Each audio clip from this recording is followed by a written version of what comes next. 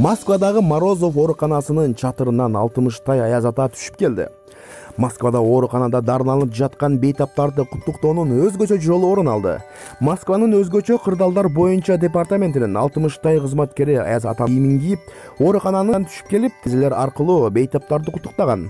Бул көрүнүштөн тартылган сүрөт жана видеолор интернетке тарады. Бул акцияга 60 куткаруучу катышкан. Алар аяз атанын чапанын, ал эми кыздар аяз кыздын кийимдерин кийип, бейтаптарды куттукташкан. Сактык курум байлаган куткаруучулар алгач Морозов ооруканасынын чатырына тизилишкен. Берилген командадан соң аяз аталар аркан аркылуу терезелерге түшүп келип, жаңы жылды өз үйүнөн, өз үй бүлөсүнүн кучоосунда тоса албай, ооруканада тосо турган бейтаптарды куттукташкан. Ал эми ылдый жактан аяз кыздын кийимин кийген кыздар өрт өчүрүүчү унаалардын краны аркылуу терезелерге көтөрүлүшкөн. Аталган департаменттин бул акциясы алгачкы жолу эмес. Куткаруучулар ар жылы ар башка түстөгү чапандарды кийип, жыл сайын ошондой жол менен бейтаптарды куттуктоону адатка айлантышкан. Супер кежи.